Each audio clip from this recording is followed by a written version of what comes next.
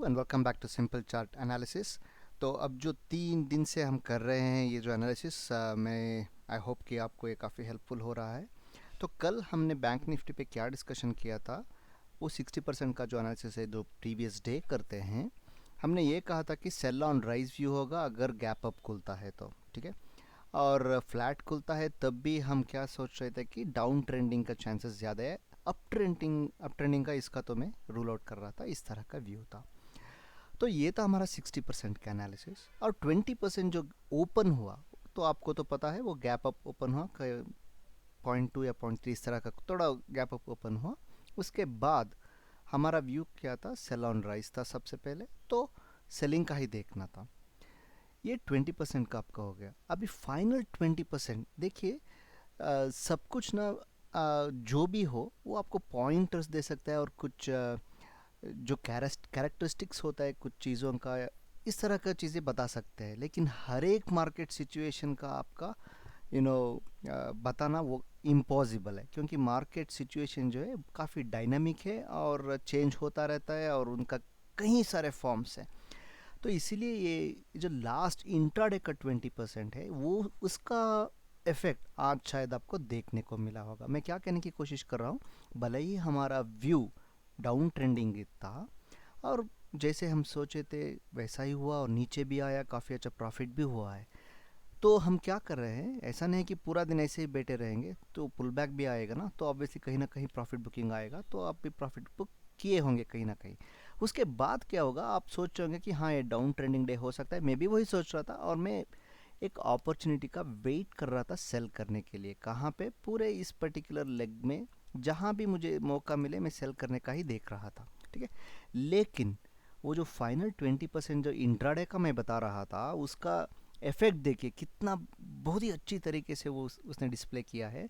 इतना स्ट्रांग ऊपर जाने के बाद मुझे नहीं लगता कि आपको भी कहीं भी सेलिंग का अपॉर्चुनिटी मिला होगा इस जगह पे।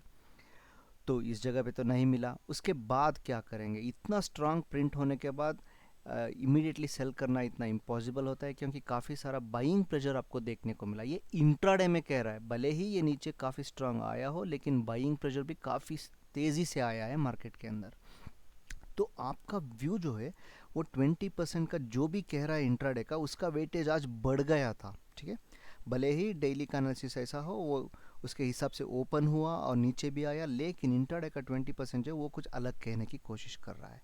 तो हम क्या कर रहे हैं, वेट कर रहे हैं। तो उसके बाद मुझे नहीं लगता कि आपको कहीं पर भी सेलिंग का अपॉर्चुनिटी मिला हो। जब तक इधर आ गया मार्केट 1145 तक, वो तो सेंटिमेंट ही चेंज हो गया था मार्केट के अंदर, ठीक है।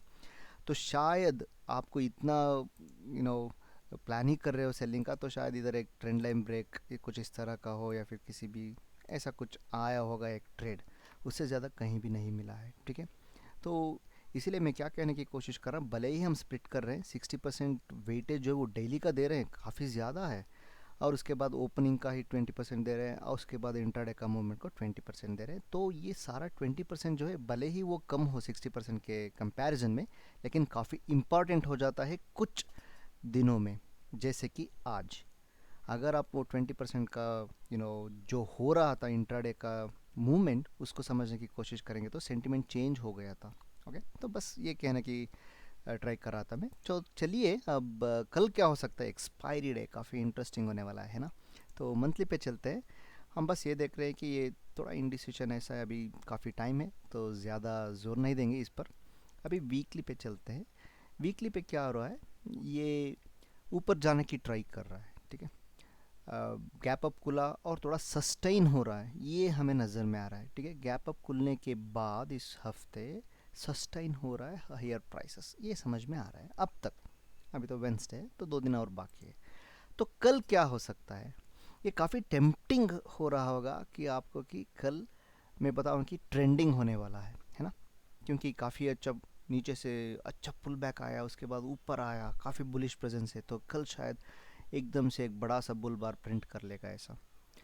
तो मैं ये नहीं कह रहा कि वो नहीं हो सकता है, होने के लिए तो कुछ भी हो सकता है, लेकिन प्रोबेबिलिटी के हिसाब से थोड़ा चलते हैं, ठीक है ना।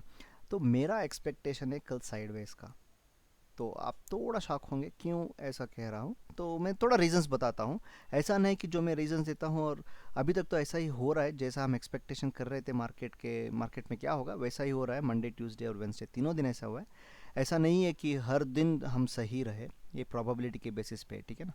तो अभी चलते हैं, मैं क्यों इसको साइडवेज एक्सपेक्ट कर रहा हूँ। आप अगर 1 आवर की चार्ट में जाके देखें ना, तो इसमें क्या हो रहा है, ये हायर प्राइसेस पे अगर आप ट्रेंड लाइन ड्रा करोगे कुछ इस तरह का आ रहा है, और नीचे का लोअर प्राइसेस को ज्वाइन करोगे कुछ इस तरह का, तो कुछ पैटर्न नज़र आ रहा है इधर, ट्रायंगल पैटर्न।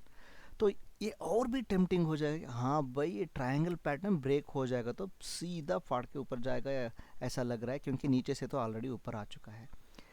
एक चीज़ आपको बहुत ध्यान से समझना होना चाहिए, ये जो पैटर्न्स होते हैं ना, भले मतलब पैटर्न्स बोले तो वो कुछ भी हो सकता है, शायद आप देखो ये इस तरह का, ये कुछ मैंने कुछ और लिखा है, मान के चलो कुछ इस तरह का एक रेंज है, ठीक है।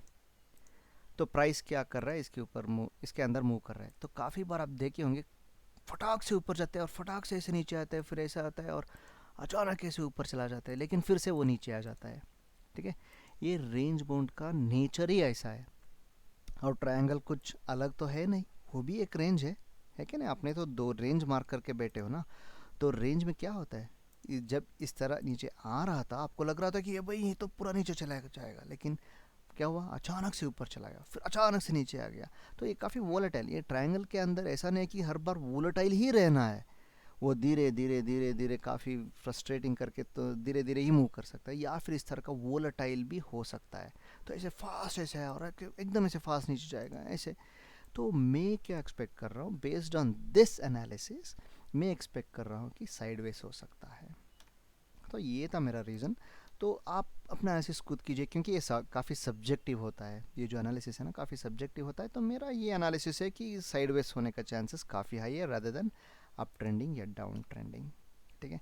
तो अभी चलते हैं क्या करना है हमें। तो फिर हमें ये करना है कि अगर गैप अप खुलता है, मान के चलो अगर गैप अप खुल जाता है, तो ये देखो इधर एक रेजिस्टेंस है, ठीक है, ये एक रेजिस्टेंस मिलेगा। तो आप बोलोगे इसके ऊपर खुल गया तो क्या करेंगे, तो ये रेड जो जोन हमने मार्क किया वो भी रेजिस्टेंस बनेगा, है कि नहीं। तो इधर से इधर एक अच्छा मूव मिल जाएगा ना, तो फिर ये अगर गैप अप इसके ऊपर खुलता है तो काफ़ी कम रूम बचता है ऊपर जाने के लिए। अगर फ्लैट खुलता है तो थोड़ा बेहतर रहेगा, लेकिन बीच बीच में रेजिस्टेंस मिलता जाएगा, है कि नहीं।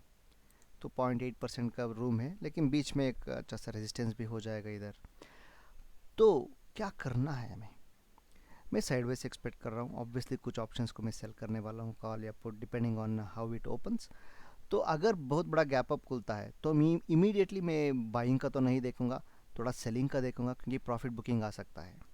जो भी आज बाई करके गए, गैप अप खुलता है तो प्रॉफिट बुकिंग आ सकता है शुरू में। उसके बाद क्या होगा, इंट्राडे का 20% बताएगा हमें कि ऊपर जाएगा कि नीचे आएगा। अगर गैप अप खुलने के बाद इधर से ये ऊपर जाने की ट्राई करेगा, या फिर बस थोड़ा पुल बैक आके फिर से ऐसा भर के ये ट्रेंडिंग करेगा, मतलब ट्रेंडिंग मतलब ऐसे बड़ा ट्रेंडिंग तो नहीं, लेकिन वो ट्रायंगल के अंदर ही कुछ ट्रेंडिंग बन सकता है, आपको पता है ना। तो इस तरह का भी बन सकता है, वो हमें फाइनल 20% जो इंट्राडे को हम वेटेज दे रहे हैं वो हमें बताएगा। अभी उसके बारे में सोचने में कुछ फ़ायदा तो है नहीं, वो तो कल ही पता लगेगा हमें। तो हमें हमारे हाथ में क्या है, आज का एनालिसिस है जो 60% है वो हमने कर लिया। अब अभी 20% जो है कल ओपन होने के तुरंत ही हमें पता लग जाएगा कि क्या होगा। तो गैप डाउन खुलेगा तो क्या करना है, गैप डाउन खुलेगा तो मेरे ख्याल से आपको बाइंग का देखना है। सिंपल रीज़न वही है जो 1 आवर का मैंने ये जो लाइंस ड्रा करके रखा है। गैप डाउन खुलता है तो इधर कहीं उसको सपोर्ट मिलने वाला है। अगर गैप डाउन पूरा इसके नीचे खुल जाएगा तो अगेन इधर सपोर्ट है, इधर सपोर्ट है, काफ़ी ज़्यादा सपोर्ट्स उसको मिलने का चांसेस है। तो इसीलिए ओवरऑल व्यू मेरा साइडवेज रहेगा। गैप अप खुलता है तो प्रॉफिट बुकिंग के लिए भी मैं भी कुछ सेलिंग का देखूंगा। ऐसा नहीं कि गैप अप खुलते ही मैं सेल कर दूंगा, मैं थोड़ा प्राइस एक्शन को देखता हूँ, उसके बाद मैं ट्रेड लेता हूँ। जब प्रोबेबिलिटी बढ़ती है मेरे एनालिसिस के हिसाब से, तब मैं ट्रेड लेता हूँ। ओके, तो ओवरऑल व्यू ऐसा है, गैप अप खुलता है तो प्रॉफिट बुकिंग आ सकता है, गैप डाउन खुलता है तो फिर से बाइंग प्रेशर आ सकता है, और ओवरऑल साइडवेज पे चला जा सकता है। अगर फ्लैट खुलता है तब भी मैं कुछ ज़्यादा एक्सपेक्ट नहीं कर रहा हूँ, थोड़ा ऊपर जाएगा या फिर थोड़ा नीचे आएगा, फिर बाइंग सेलिंग इस तरह का होता रहेगा। इस तरह का व्यू है। I hope you are liking this videos guys. पसंद आए तो लाइक कीजिए, शेयर कीजिए एंड सब्सक्राइब भी कीजिए अभी तक नहीं किए तो। मिलते हैं हम अगले वीडियो में। और एक और बात, ये जो सीरीज़ में बना रहा हूँ ये फ्राइडे तक करूँगा, उसके बाद इसको स्टॉप कर दूँगा, क्योंकि ऐसा तो नहीं कि रोज़ करता रहूँगा। तो आप फीडबैक में या फिर मुझे ईमेल करके बता सकते हो कि किस तरह की चीज़ें आपको हेल्प होने वाला है। तो मैं क्या करता हूँ, उस तरह की सीरीज़ बनाता हूँ 1 हफ्ते तक कम्प्लीटली, तो आपको एक पूरा आइडिया मिल जाएगा कि कैसे ट्रेड करना है। Okay, see you guys in the next video.